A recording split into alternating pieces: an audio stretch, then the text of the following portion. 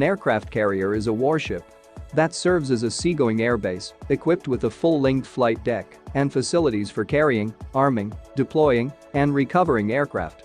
Typically, it is the capital ship of a fleet, as it allows a naval force to project air power worldwide without depending on local bases for staging aircraft operations.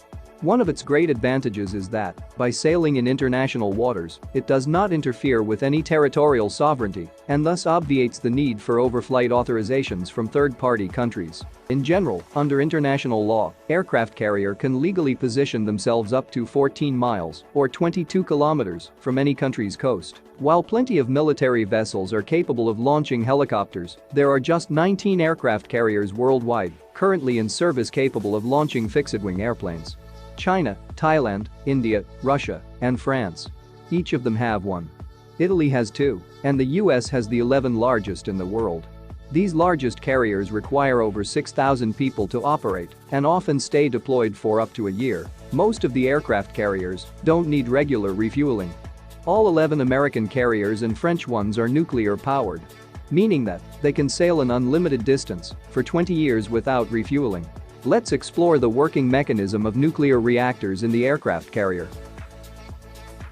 Control of the high seas requires a mastery of the most advanced possible technology.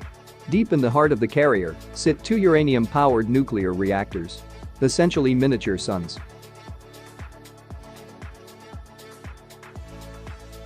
These radioactive furnaces boil water to create high-pressure steam, which spins the giant turbines. The carrier's 8 electric generators could easily power a city of 100,000 people. Using massive reduction gearbox. The turbines also turn 4 giant propeller shafts that drive the ship at around 35 knots. In a diesel-powered aircraft carrier, when you burn diesel, 40% of the fuel is turned into useful energy. While a nuclear power plant, 33% of the fuel is turned into useful energy. This is because conventional power plants can generate steam at a higher temperature, therefore, providing more force to the turbine. If you were to run each type of aircraft carrier with 200,000 horsepower non-stop for a week, a conventional carrier would require over 5 million liters of diesel fuel, while a nuclear carrier would require just 4 kilograms of enriched uranium.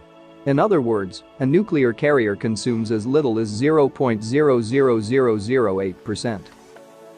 On American carriers, everyone's job is easily identifiable by the color shirt they wear. Yellow shirts deal with navigating aircraft around the deck. Blue shirts are assistants to yellow shirts, driving tugs, operating elevators, delivering messages, and more. Red shirt do all the handling and mounting of ammunition. Purple shirt manages aircraft refueling. Green shirts are worn by a few different groups, including catapult crew, maintenance personnel, cargo handlers, and more.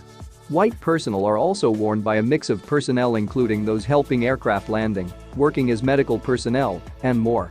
And lastly, brown shirts are worn by plane captains who are not those that fly the aircraft. They're individually in charge of overseeing all work for getting ready for flight. One launch system has proved robust and reliable. Below deck is tanks of high-pressure steam from the nuclear-powered boilers. They provide explosive expansion power to pistons sitting in 300 feet long, tube-like shells waiting in the barrel of a gun. Once released, the power of the piston can launch an aircraft with the force of 4 Gs, catapulting the plane from 0 to 160 miles per hour in just 3 seconds. As exciting as the steam-powered catapult launch is for the fighter pilot, a safe landing is even better.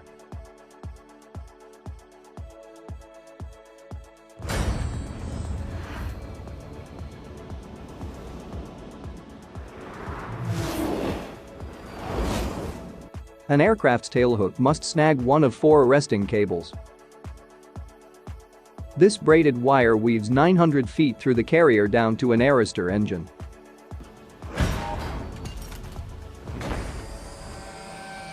As the momentum of the plane pulls on a cable, a huge piston forces hydraulic fluid in one tank against the air, in another compressing the air up to 400 pounds per square inch.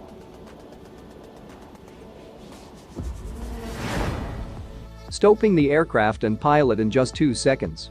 The comforting embrace of the arresting cable is regarded as among the most euphoric experiences in all of aviation.